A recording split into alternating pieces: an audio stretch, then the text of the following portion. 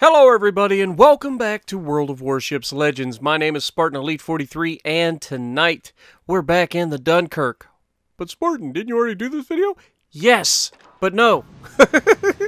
Yes, I already did a Meet the Dunkirk. But today I decided to jump in the Dunkirk because I logged on and I had some commander crates. I had one commander crate, and when I opened it, I got a French commander.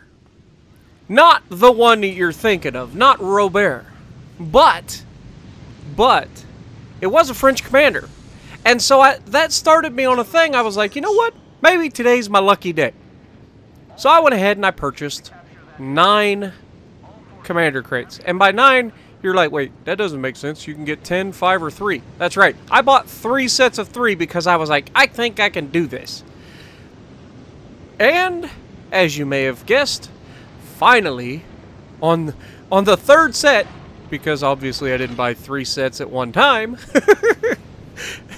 on the 3rd set, the very first crate I opened was Robert, and that means dispersion build is in effect.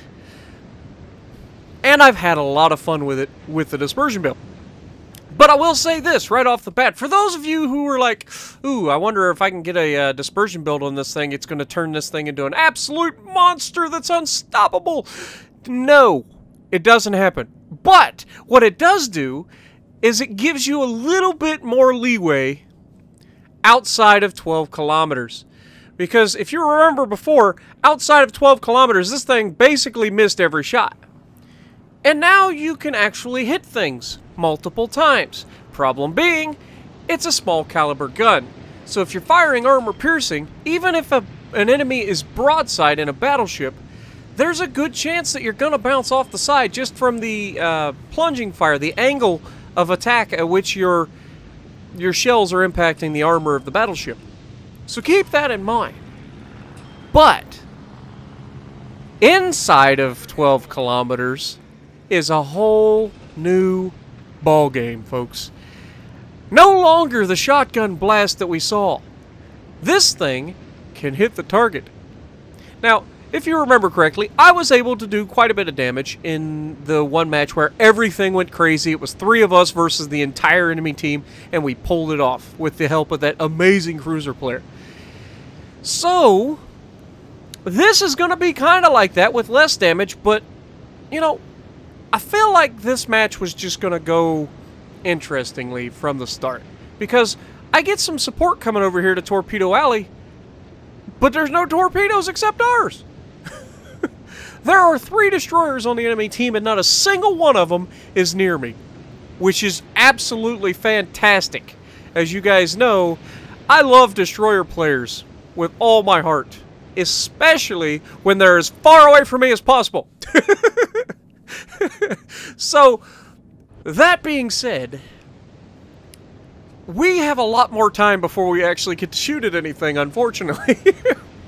We came over here to Torpedo Alley because we needed to take this base first and foremost. With the ability to bow tank, I figured we get into a slugfest and we might actually be able to, you know, have some fun. However, the enemy said otherwise. Now this nice gentleman in the Akatsuki that's rolling past the camera right now with his nice camo, he watches the channel. So, hello, and thank you for all of the spotting and whatnot.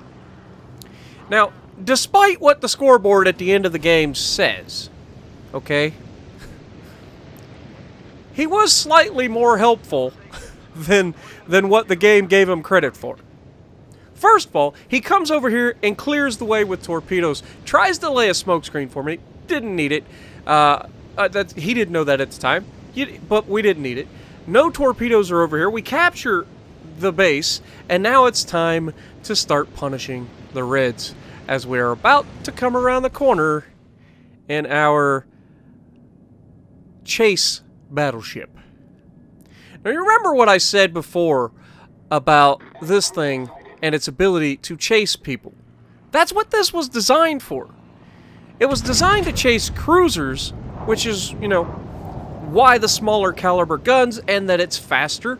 I mean, this thing actually is quite quick for a battleship, and we get a nice citadel at range on the broadside of a King George. Don't count on that to happen every time, but it is nice when it does happen, especially at that kind of range, because, as I said before, there's a good chance that these shells just completely bounce off the side of the ship. But if you can get penetrations through the deck, which is what I probably think happened there, it can be a whole different ballgame. And we are getting some nice armor-piercing hits on the King George as he sails away from us as fast as he can. And if there's one battleship in the game, I say one nation's battleships in the game that can potentially outrun this battleship, it is the British. British battleships, most notably the King George and the Vanguard, very, very quick for battleships. I don't know what they go as far as top speeds, because I do dispersion build, and that knocks some of your top speed down. But I know the Iowa was capable of 30 knots prior to my prior to getting its speed knocked down. And if the Iowa was capable of 30 knots, the Vanguard's probably in that same wheelhouse, 30 to 32 knots, if I had to guess. And that's pretty impressive when you think about the fact that these things are so massive. Iowa, 900 feet long, 890 if you want to be specific. I don't know what the other ships are. The Vanguard and stuff, I didn't do my research, so I don't know what they are. But I know the Iowa is 890 feet long, has a retarded displacement. Okay, that's the weight for those of you who don't know. Displacement is how much water you push out of the way, which is how much you weigh, because that's how you float. You displace the same or more water than you weigh. That's how you float. Luckily, salt water is incredibly dense compared to regular water, so that's how these ships can be so large. Because salt water doesn't have, like, salt water weighs more, and it's denser. So you can weigh more and have a smaller footprint and still float. Take one of these ships and put it in a lake, a freshwater lake, and it probably wouldn't be quite as buoyant. But I could be completely wrong too, because I'm not a scientist. I don't know all of the stuff. You guys know this. But we've started firing high explosive at this King George because at this range, with him stern tanking us, it's hard to get good, consistent damage on him. So I figured maybe we can start some fires, because this thing actually has a decent chance to set fires. I think it's 31%. So not bad. It's right up there, considering the King George, the King of Fires, can set them. It's 41% chance of fire. Now, I see the Pensacola's creeping up over here. I don't have to worry about torpedoes from the Pensacola, so I go ahead and I load my armor-piercing after I set that King George on fire. And because I load my armor-piercing, my very first shot on this Pensacola has the potential to just delete him. He doesn't have full health to begin with, so potential deletion. But unfortunately, he's completely broadside given the best possible angle, and that means my shells literally just passed straight through him. Still did significant damage, and we're going to have to hit him again, but no citadels. Now, on the other hand, he is now sailing at an angle slightly away from, well, he's going well away from us, but slightly at an angle, which means this shot didn't need to citadel either, but it doesn't matter. He's down. That's what matters. Now, there are 3 ships left, 2 destroyers, and... oh, hi. Hey, Akatsuki. And this is where I get in chat. I'm like, it's a good thing this isn't PC. That would have hurt. He sent me a message after the match, too. He's like, oh, sorry for hitting you with the torpedoes. It's fine. It's fine. On console, it doesn't hurt. So it's fine. It's still, you know, interesting when you just take two torpedoes right up the prop shaft. But yeah, you like that? Come on, you had to. But I've also managed to get this build with some secondaries involved, and I've gotten some nasty kills on destroyers that have thought that they got me. Like, they come creeping up behind me, they're like, oh, he's not looking at me, and then they get a face full of all of those secondaries at the back of the ship that are 130 millimeters and firing high explosive. And did I mention they have a 9% chance of setting fires? So yeah. Definitely, if you're a destroyer, steer clear of the back of these French battleships. There's a lot of firepower there for you to not like. Just put it that way. But the King George over here, and at this point, I noticed that B is being capped. I know that. I can't get into B yet. But I'm kind of trying to give this guy a broadside to allow him to maybe get a shot on me. And he's just sailing in a straight line, broadside at the edge of the map. Forced to turn, he has no choice but to give me a flat broadside. I was contemplating on going into B. It's too late. They've already capped it. If I go into B, I'm walking into an ambush. That's no bueno. The King George, once again caught off guard by me changing direction, misses his first shot, and that allows me to get my guns on and reloaded. And good night, sweetheart. Go back to port. Down he goes. Now, again, this isn't the most damaged game in the world, but I feel like we contributed, even if it doesn't seem like it in damage, because that's our second kill of the game. We already killed the Pensacola, we've got the King George, we managed to cap C, and now, right now, C is the only points that we're getting. Now, we have a commanding lead, so that's not that big a deal. They just captured B, and they just captured A shortly before that, so we were able to stack up a lot of points. Now, I try to get the shot over onto the Moss, and we do hit him, we do set fire, and we definitely hurt him. I'm going to go ahead and use my damage control here, and that might just bite me in the butt, because the two people that are left are both destroyers, and I'm in a battleship, and I am creeping towards them with the full intention of dropping them like it's hot.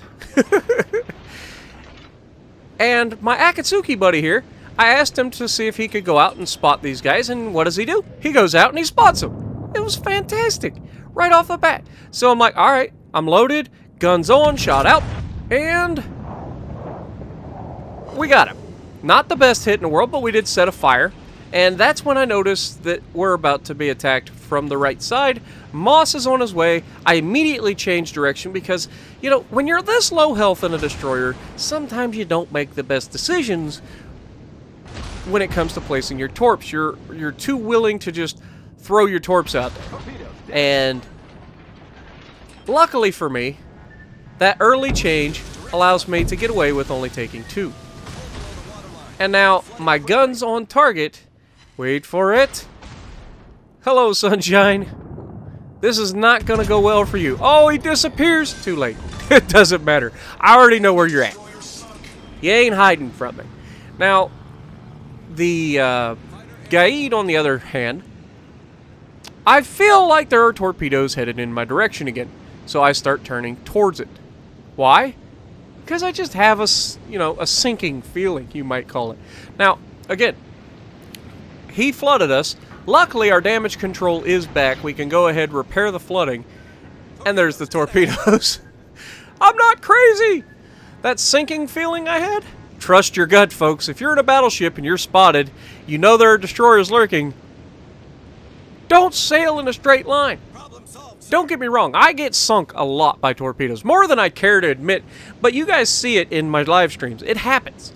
You can't always account for the torpedo, especially if they get you while you're fighting somebody. That's the worst kind of torpedo. You're doing your darndest to fight somebody, and then the sneaky torpedo player comes in and just obliterates you. You've done everything you can right, but you just can't account for everybody all the time. But in this situation, where I know that the destroyers are here, I know that they're firing torpedoes at me, I would be stupid to sail in a straight line. I mean, I wouldn't put it past me, but I would be stupid to put it, just don't do it. I was bound and determined to find this guy. I know where he's at. He launches torpedoes from the left. He wasn't in a smoke screen. He's keeping me spotted. He's obviously running out to the right. However, my plane is back, and I don't have any way to spot him. As long as he stays ahead of me, I will never see him. And that's a shame, because I really would like to. But we've got 2 of the 3 caps again, and that is going to allow us to cap and win the game. We only need 20 more points, and this has been a fun game. Hopefully you guys have enjoyed. If you have, Let me... Oh, torpedo beats! Get the ass around. There you go. Not today, Junior. Not today. Everybody say poi. Alright. So, hopefully that was a good match for you guys. Hope you enjoyed. It was a fun one. I thought you guys... I know, not the highest damage. I know it's a tier 5. It's not a high tier game. But it was a fun one. Thought you guys would enjoy it. So if you like what I'm doing, punch the like button, leave a comment below, subscribe to the channel if you haven't already, and as always, I will see you in the next video.